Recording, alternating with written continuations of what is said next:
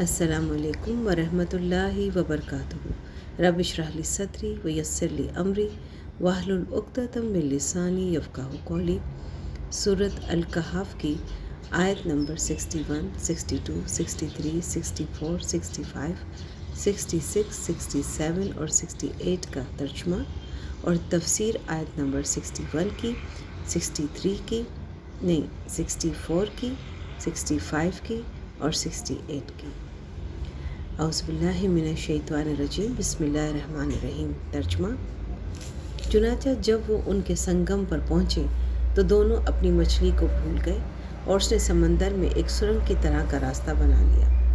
پھر جب دونوں آگے نکل گئے تو حضرت موسیٰ نے اپنے نوجوان سے کہا کہ ہمارا ناشتہ لاؤ، سچی بات یہ ہے کہ ہمیں اس سفر میں بڑی تھکاوٹ لاحق ہو گئی ہے۔ اس نے کہا، بھلا بتائیے، عجیب قصہ ہو گیا۔ جب ہم اس چٹان پر ٹھہرے تھے تو میں مچھلی کا آپ سے ذکر کرنا بھول گیا، اور شیطان کے سوا کوئی نہیں ہے جس نے مجھ سے اس کا تذکرہ کرنا بھلایا ہو، اور اس مچھلی نے تو بڑے عجیب طریقے پر دریا میں اپنی راہ لے لی تھی۔ حضرت موسیٰ نے کہا، اسی بات کی تو ہمیں تلاش تھی۔ چنانچہ دونوں اپنے قدموں کے نشان دیکھتے ہوئے واپس لوٹے۔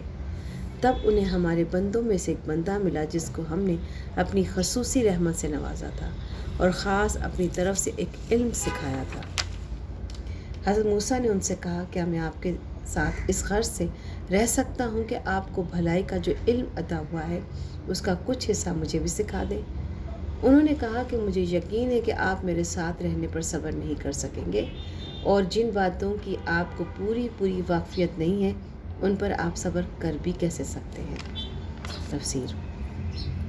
حضرت موسیٰ علیہ السلام ایک چٹان پر پہنچ کر کچھ دیر کے لیے سو گئے تھے۔ اسی دوران وہ مچھلی جو ایک زنبیل میں تھی وہاں سے کھسک کر دریا میں جا گری، اور جس جگہ گری وہاں پانی میں سرنگ سی بن گئی جس میں جا کر مچھلی غائب ہو گئی۔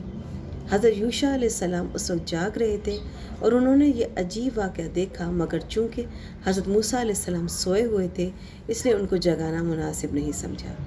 بعد میں جب حضرت موسیٰ علیہ السلام جاگ کر آگے روانہ ہوئے تو حضرت یوشع علیہ السلام ان کو یہ بات بتانا بھول گئے، اور یاد اس وقت آیا جب حضرت موسیٰ علیہ السلام نے آگے چل کر ناشتہ مانگا۔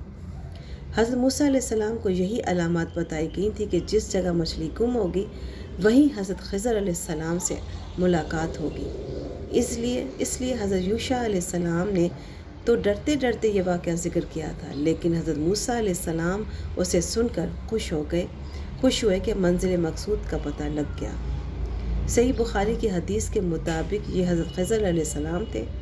جب حضرت موسیٰ علیہ السلام اس چٹان کے پاس واپس پہنچے تو وہاں وہ چادر اوڑھے ہوئے لیٹے نظر آئے، اور ان کو جس خصوصی علم کے سکھانے کا ذکر فرمایا گیا ہے اس سے مراد تکوینیات کا علم ہے، جس کی تشریح اس واقعے کے آخر میں آ رہی ہے۔ صحیح بخاری کی حدیث میں ہے کہ حضرت خضر علیہ السلام نے حضرت موسیٰ علیہ السلام سے یہ بھی کہا تھا کہ اللہ تعالیٰ نے مجھے ایک ایسا علم دیا ہے جو آپ کے پاس نہیں ہے، یعنی تکوینیات کا علم، اور آپ کو ایک ایسا علم دیا ہے جو میرے پاس نہیں، یعنی شریعت کا علم۔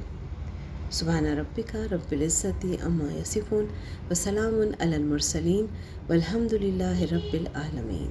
جزاک اللہ خیر۔